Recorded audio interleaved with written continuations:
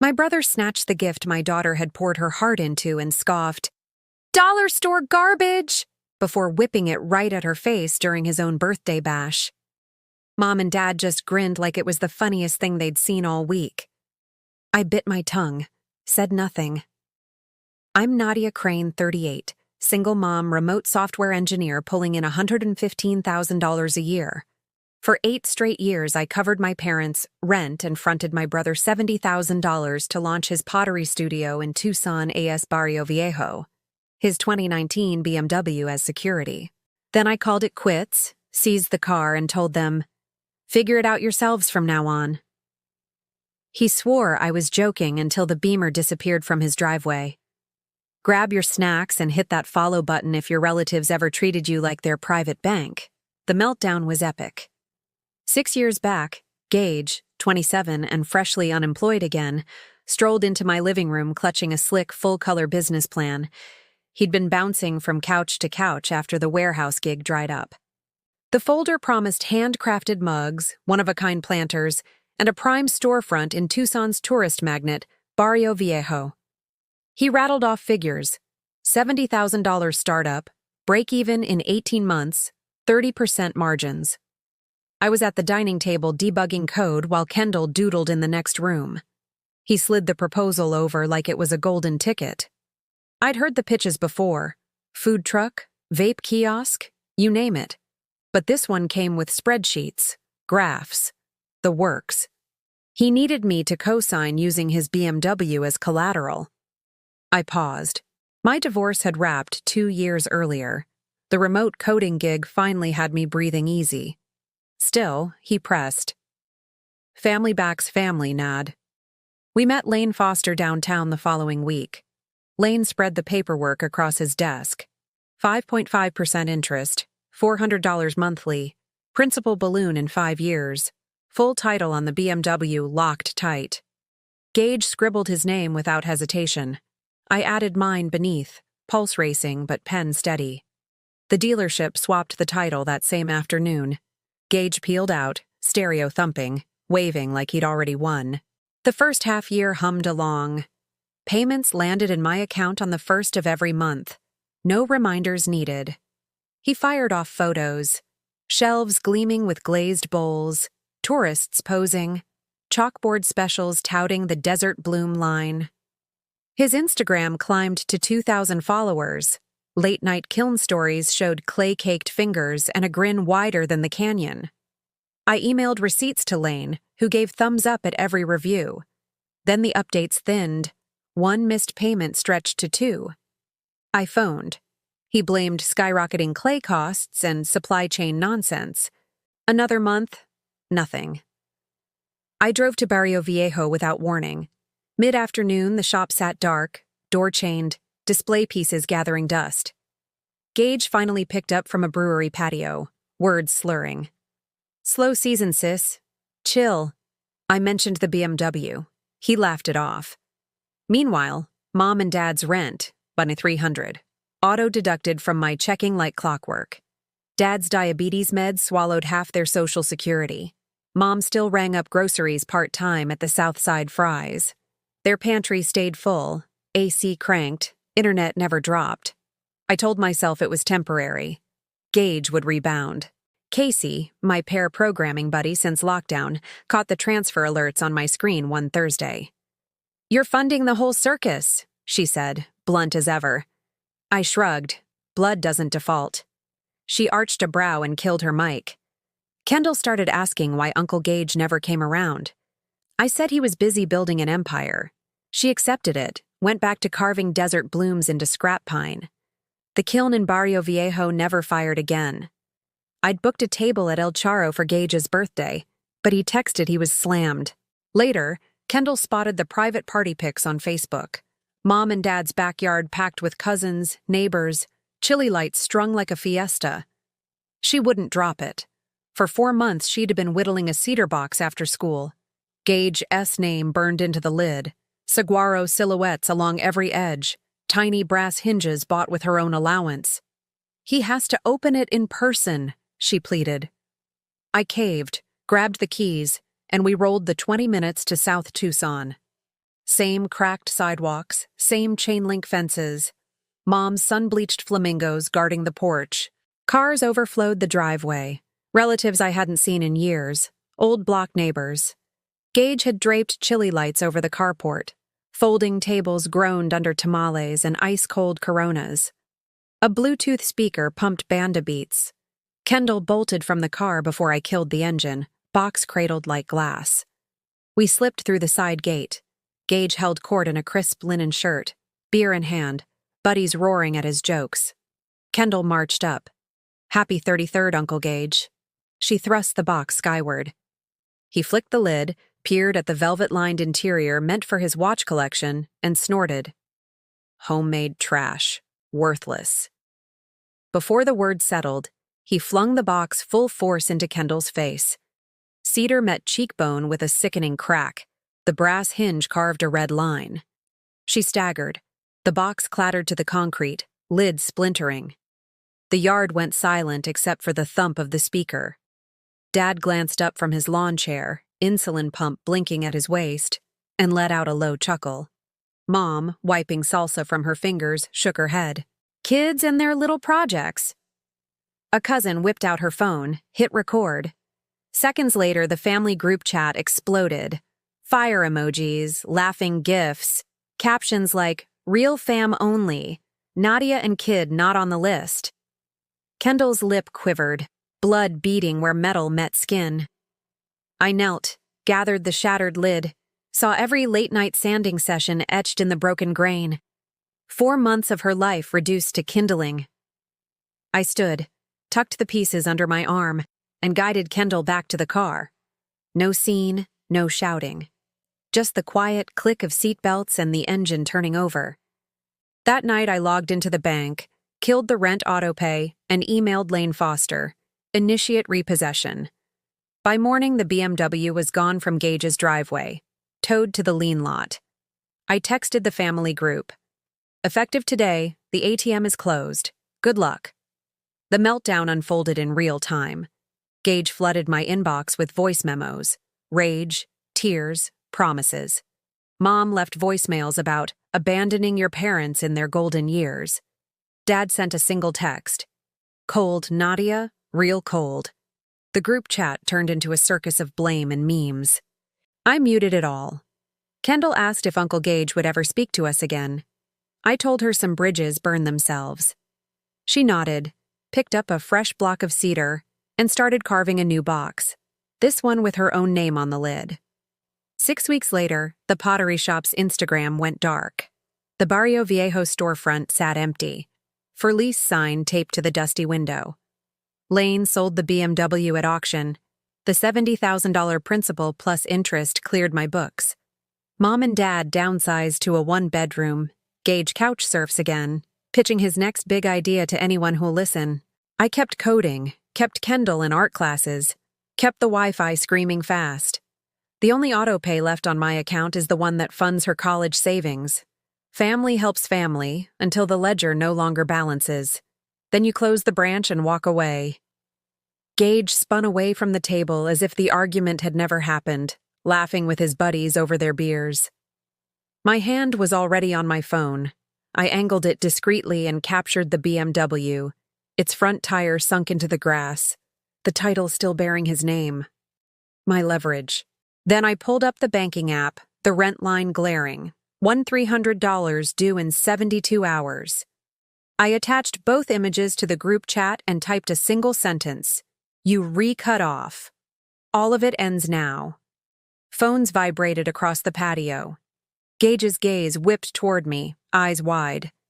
This is a joke, right? I stayed silent.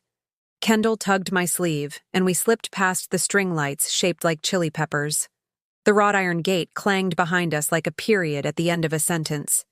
In the car, she dabbed a crumpled napkin against the fresh cut on her cheek. I turned the key. Gravel popped under the tires. Gage's yells faded into the night as we merged onto the county road. At the house, I muted the group chat and blocked every number in it. Kendall disappeared into the bathroom. Water hissed through the pipes. She emerged with a neon butterfly bandage stark against her skin, set the shattered wooden box, her latest sculpture, on her desk and stared at it until her eyes watered. Then she flipped open her laptop and began sketching something angular, aggressive. No rounded cacti this time. I opened the banking app again, navigated to the recurring transfer labeled Mom and Dad Rent, and let the cursor blink over Disable. My thumb hovered, then pressed. Payment canceled. The confirmation banner flashed like a starting gun. That night, Gage left 4 voicemails. The first was fury, the second bargaining, the third a slurred threat, the fourth just breathing. I deleted them all without listening. Kendall fell asleep under the glow of her desk lamp, cedar shavings tangled in her curls. I sat on the couch, phone dark in my lap, and listened to the house breathe for the first time in 8 years. 8 years of chains lay in pieces on the floor. We stepped over them and kept walking. Hands raised in calm surrender, no touch, only aura. They halted at the boundary marker. Words sharp. Trespass alert issued. Step back or face charges. Clyde muttered threats of lawsuits. Marlene rolled up the poster, slipped it beneath her elbow. They trudged to their wheezing 2005 Toyota Corolla stationed on the opposite curb, motor sputtering to life. That night, I sent the video footage to Human Resources. Corporate attorneys prepared a formal cease and desist on official stationery, dispatched via certified mail to their South Tucson residence. Lease payments still active, delivery tracking verified. Marlene acknowledged receipt 2 days on. All interactions with the workplace terminated at once. HR archived the document in my personnel file, marked for potential escalation. 4 weeks passed, then the property owner affixed a glaring red 3-day pay or vacate notice to the entrance. Automatic deductions had ceased earlier. Initial missed payment, follow-up triggered breach. Outstanding amount, $2,600 plus fees. Clyde phoned the front desk. Inform Nadia her dad's medication isn't free. Message routed to HR, appended to the dossier. I offered no response. The 30-day eviction process commenced with judicial paperwork. A deputized officer attached the bright yellow ultimate warning, lockout pending, in stark lettering. Eviction morning dawned clear and unrelenting. Rental truck rumbling on the fractured asphalt. Extension cord in vibrant orange trailing from the open garage for loading the last cartons. Onlookers peered through slatted window coverings.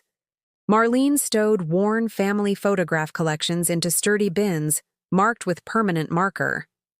Clyde supervised from a collapsible lawn chair on the stoop, his compact oxygen concentrator whirring steadily. By midday, the residence echoed vacant, keyring deposited on the kitchen counter, window shades partially lowered.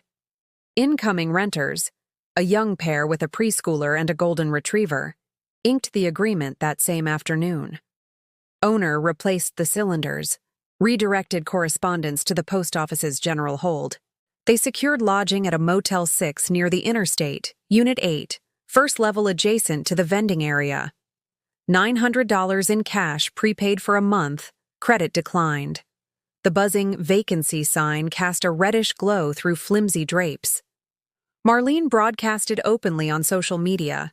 Child casts out own mother and father. Send prayers.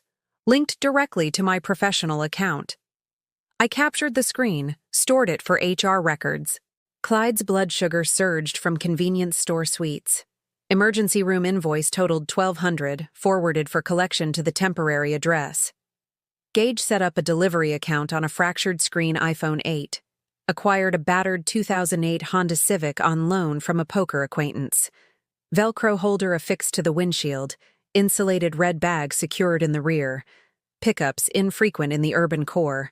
Midday greens, after-hours burritos. Gratuities hovered around $3 each.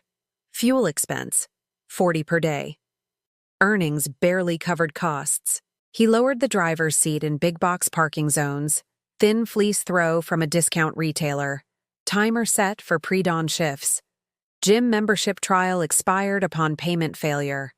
Security registers noted a follow-up perimeter breach 3 weeks post-initial. Marlene alone this time. Modest placard from home printer, support your elders. Timed for late afternoon, inches past the perimeter. Patrols intervened prior to employee exodus. HR enforced a permanent no-entry directive, duplicated for local law enforcement. Facility prohibition in force. Identification image distributed to all entry points. Clyde attempted contact via my corporate inbox from a public computer. Message rejected. Header recorded. Consequences await. Motel proprietor rapped on the door at day 24. Balance for extension required by midday. Reserves depleted following hospital co-payment. They crammed containers into the Corolla's rear, secured with bungee cords. Reunited with Gage in the superstore lot for the night. Trio in 2 vehicles. Vents slightly open, condensation forming by sunrise. Gage dashed for morning fuel, wrapped potatoes, elderly discount brew. Marlene browsed job listings on a damaged Android device. No responses from retail openings. I rerouted all potential mail to a postal box service. Kendall inquired once about the relatives during breakfast flakes. I replied, "Choices lead to results." She accepted, returned to crafting an interlocking puzzle container, friction-fit components, 0 fasteners. Surveillance streams remained uneventful following the prohibition. No additional banners. 12 months onward, a manual correspondence arrived from Gage. Stamp from Tucson, no sender details. My name in wavering indigo script. Contents: 3 sheets ripped from a legal notepad, folded deeply, marked with beverage rings. Sister, I messed up badly. Clarity hit hard. The workshop space, the vehicle, the housing, all of it. I assumed you'd always provide. Father's condition deteriorated in that transient room. Specialists warn of lower leg removal without funding the expert care. Mercy, please. Final opportunity. I reviewed it at the granite countertop, dawn rays filtering through fresh window treatments. Kendall dispensed milk into her dish opposite me, now 16. Locks extended, tone more assured. She eyed the sheets. Uncle Gage? Confirmation nod. She shifted her meal aside, observed quietly. I creased the pages once more, returned them to the sleeve, and deposited beneath discarded grounds from the prior brew. Later that day, I composed a basic card. Blank stock, unadorned. This connection is severed. Dropped in the neighborhood receptacle. Anonymous, dated stamp alone. 0 proposals, no funds, no contact digits. Gage provided no follow-up. Communication unidirectional. We had relocated 90 days prior. Serene community beyond the urban sprawl, stucco barriers, lemon and orange groves in the landscape. Contemporary construction, dual levels. Kendall's quarters facing the northern ranges. Updated every contact. Residence lines, professional redirects. Even the animal clinic for the rescued tabby. Mail forwarding lapsed post-quarter year. Previous inboxes returned undeliverable. Online presences minimized, accounts locked, associations pruned. Kendall flourished in the expanded haven. Dedicated carpentry station in the carport. Equipment purchased with accumulated gifts.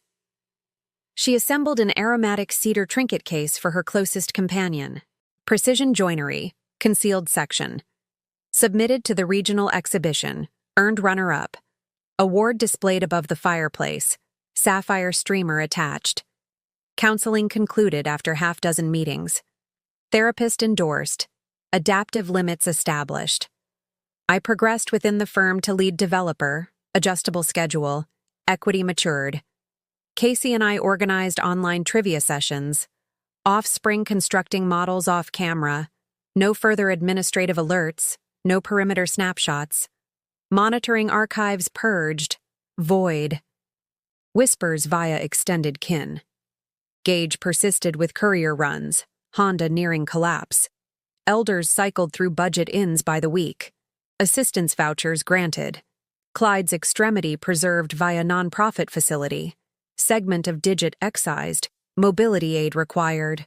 Marlene now at a bargain chain, badge slightly askew. 0 outreach postcard. Kendall posed the question once on a trail ascent in the canyon preserve. Any longing for them? Hydration container gripped, path grit on footwear. I recalled the shattered container, the relentless entry thuds, the handwritten appeals. I yearn for the illusion I held, she affirmed, tightened her carry strap, proceeded upward. Horizon light descended, heavens in warm hues and tranquility. Kinship isn't a limitless fund. Genetics don't grant perpetual access when contributions halt, the facades crumble. You discern the genuine bonds from the opportunistic. We forged a compact network, authentic and fortified. Kendall's joy resounded through the residence, machinery vibrating in the workshop. Serenity arrived subtly. It manifested in unhurried dawns. No automated transfers. No after-dark intrusions. The principle endured. Safeguard your equilibrium as you would software. Validate perimeters. Merge updates. Release without hesitation.